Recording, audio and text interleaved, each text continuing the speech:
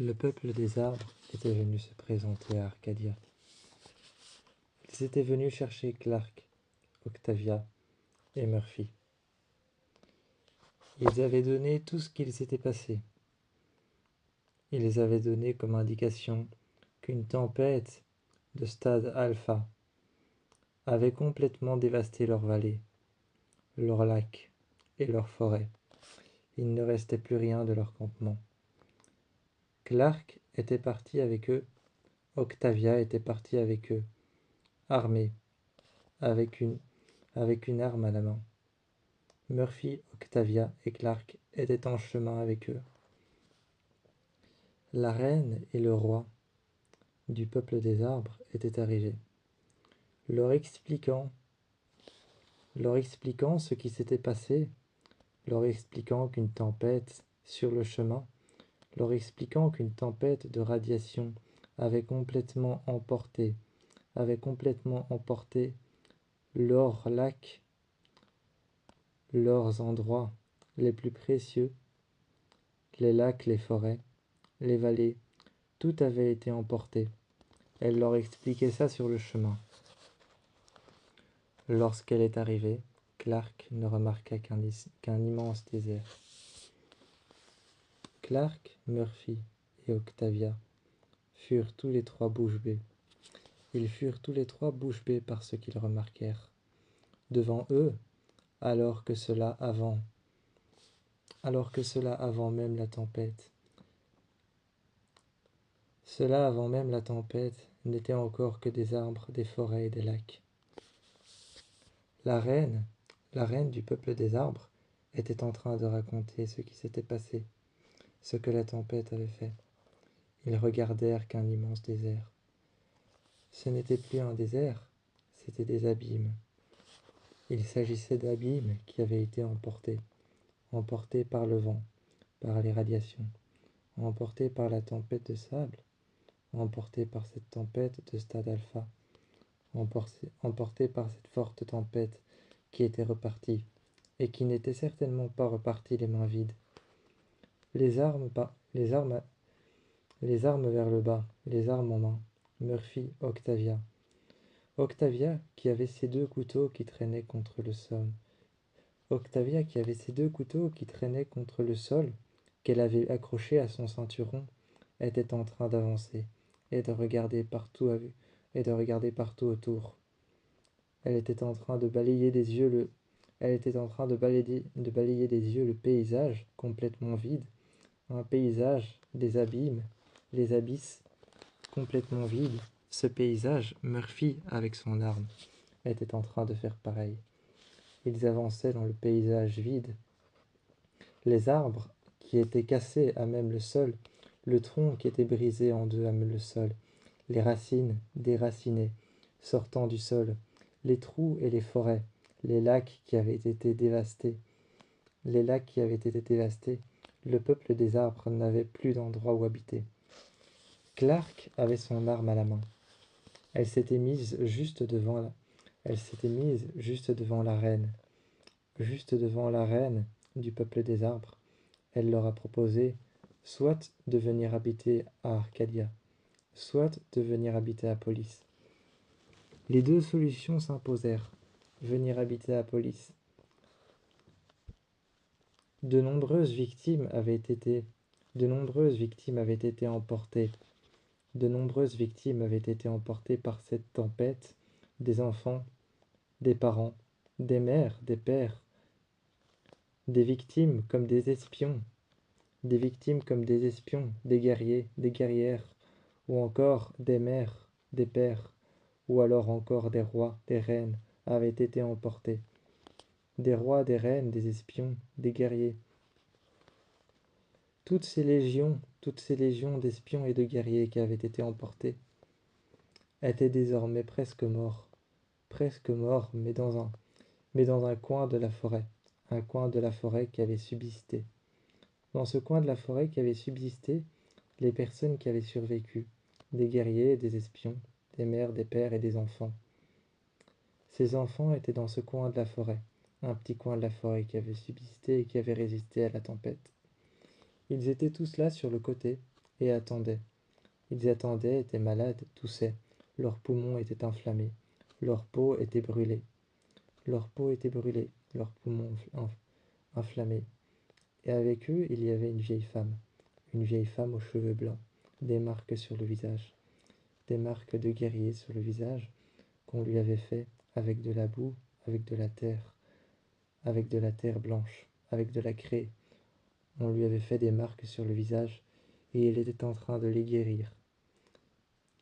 Quand elle est arrivée, Clark, Murphy et Octavia, quand ils sont arrivés tous les trois, Clark, quand elle est arrivée et qu'elle les a vus, proposa alors qu'ils viennent vivre à Arcadia avec eux. Il les emmena alors tous à Arcadia. Elle revenue avec son arme. Elle revenue avec son arme blessée. Elle revenue avec son arme baissée et les enfants derrière elle qui étaient blessés, qui étaient brûlés à cause de cette tempête. À Arcadia, elle revenue et on lui ouvrit les portes.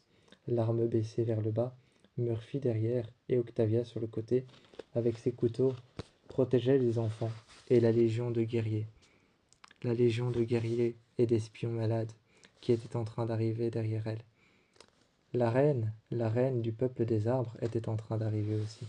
On lui ouvrit les portes et à Arcadia, on leur fit une place.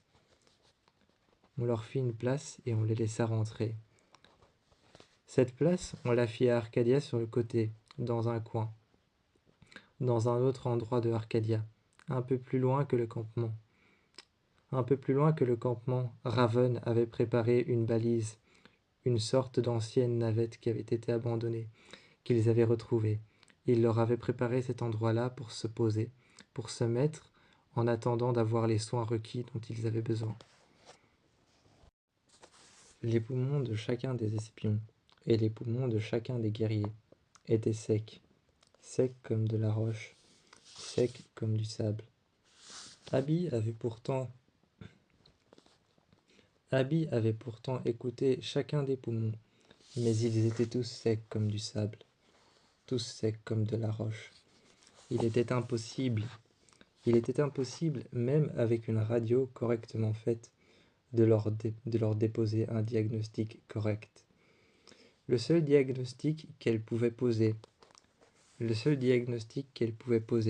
n'était qu'une estimation au final. Au final, le seul diagnostic qu'elle pouvait poser n'était qu'une simple estimation, la vie ou la mort. Elle ne pouvait poser que ça comme diagnostic. C'était la vie ou la mort. Certains allaient mourir et d'autres pas. Quand elle regardait à l'intérieur de leurs poumons, il y avait des nécroses et des cicatrices tissulaires. À l'intérieur de leurs poumons, des cicatrices tissulaires s'étaient déposées un petit peu partout. Des nécroses, il y avait même des caillots de sang un petit peu partout. Un petit peu partout, des caillots de sang, des nécroses, des tumeurs qui s'étaient posées un petit peu partout à l'intérieur. Dans leurs poumons, qui étaient tellement endommagés qu'elle ne pouvait même pas les ouvrir en deux pour pouvoir aller voir à l'intérieur. À l'intérieur, les enfants hurlaient, criaient et parlaient comme ils le pouvaient. Comme ils le pouvaient encore, les enfants hurlaient, criaient, et à l'intérieur de leurs poumons, le sang s'endurcissait et créait des petits rochers, des petits cailloux à l'intérieur, des petits cailloux durs comme de la pierre qui se coinçaient juste à l'intérieur des poumons et leur empêchaient de respirer. Des cicatrices tissulaires se formaient à l'intérieur. Des nécroses étaient en train de nécroser leurs poumons. Leurs os, eux, étaient intacts.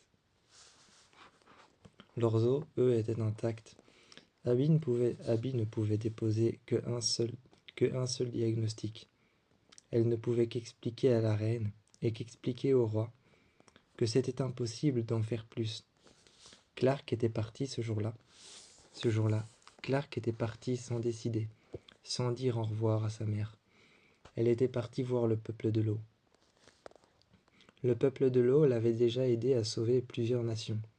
Le peuple de l'eau l'avait déjà aidé à sauver plusieurs personnes.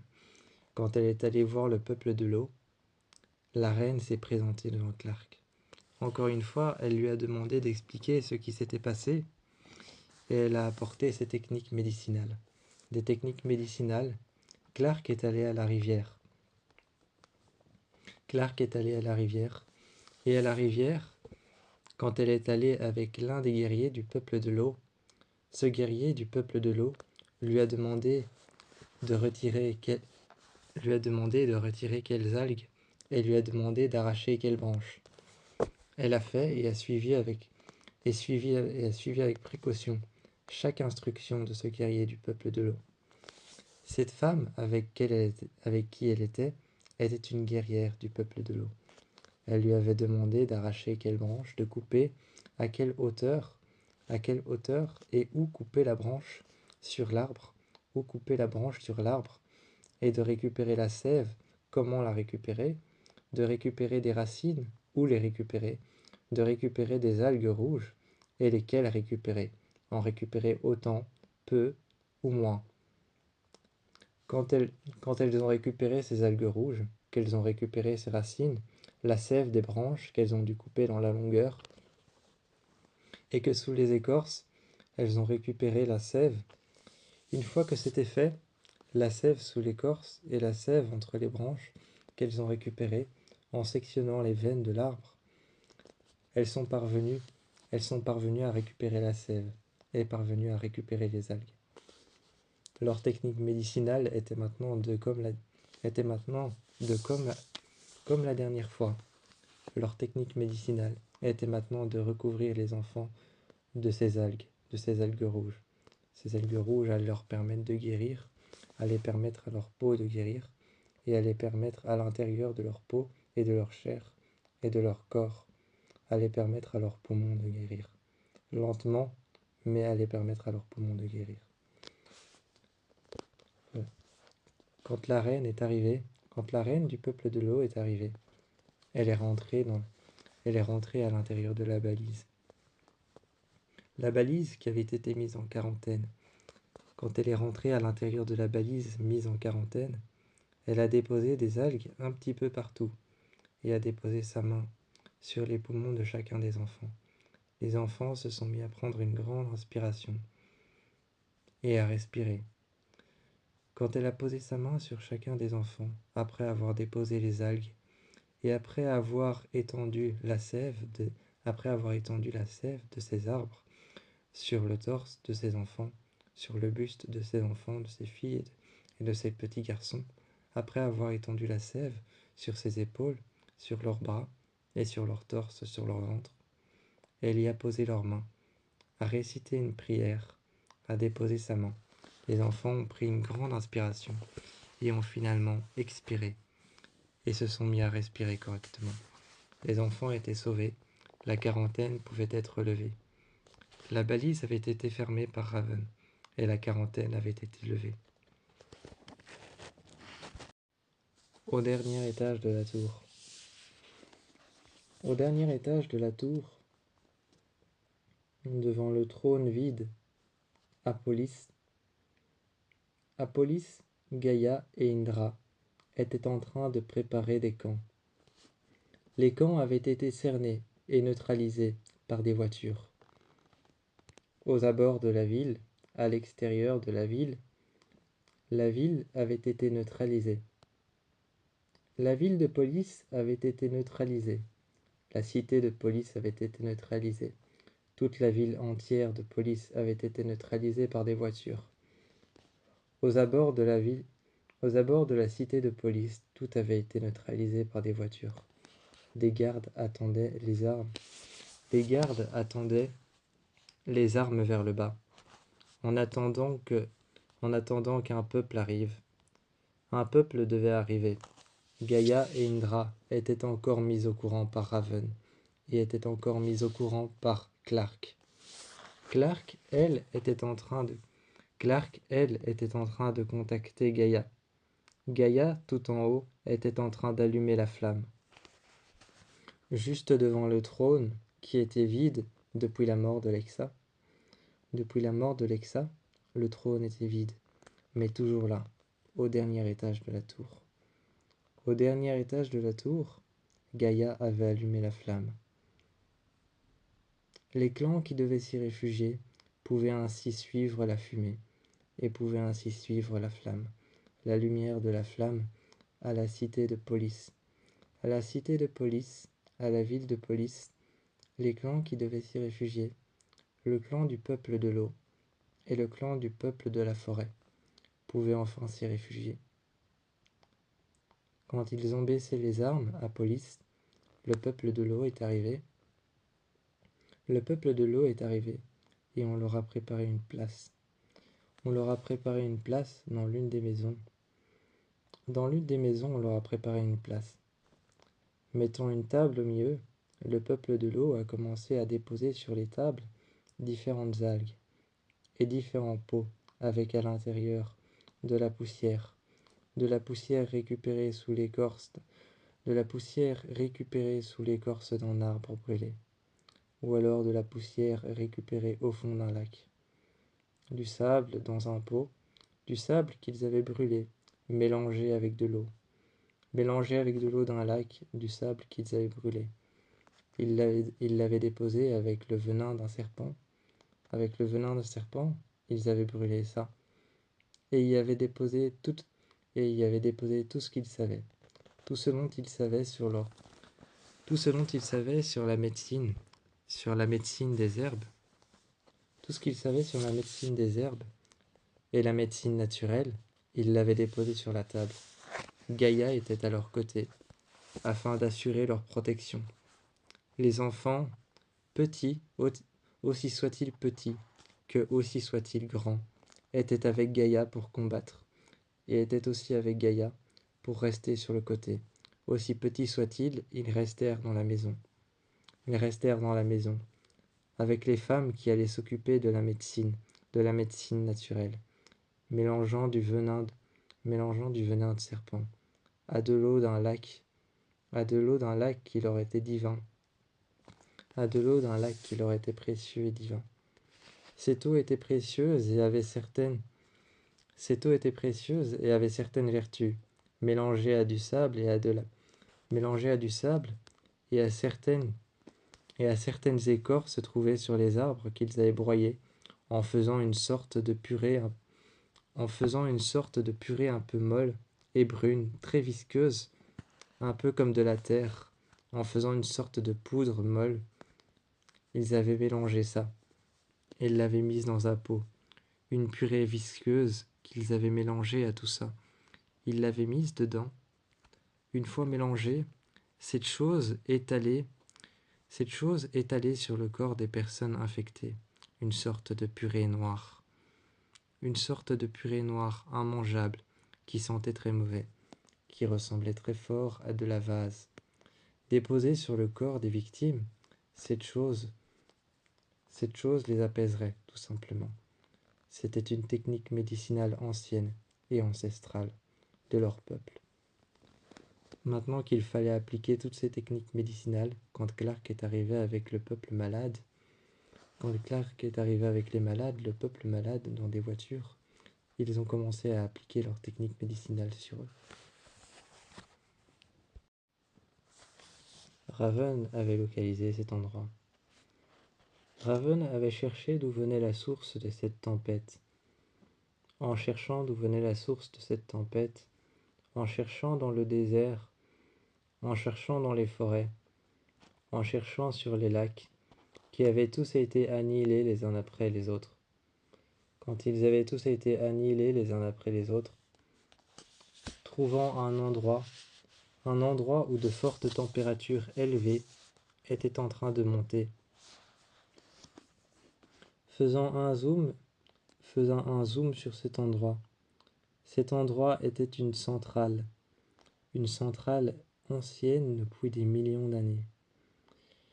Une centrale ancienne depuis des millions d'années.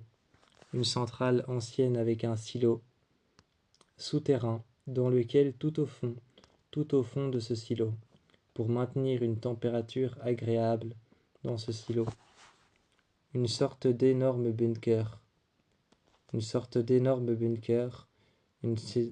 d'énorme centrale à la surface, une centrale électrique énorme, dans ce bunker, ce silo, souterrain de millions de kilomètres de profondeur.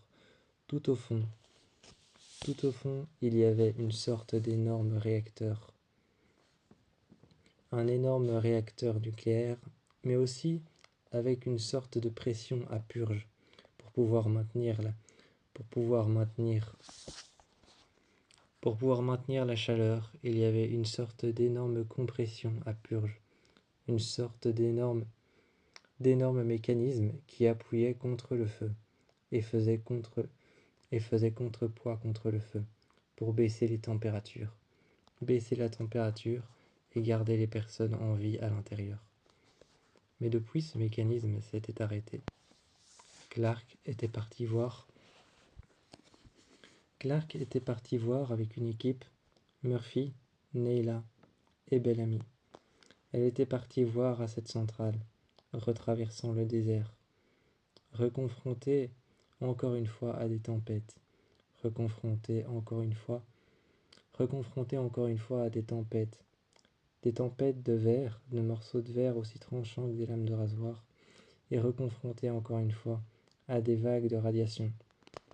Ils se cachèrent à l'intérieur des voitures blindées et des fourgons, et ils passèrent le désert et arrivèrent à cette centrale.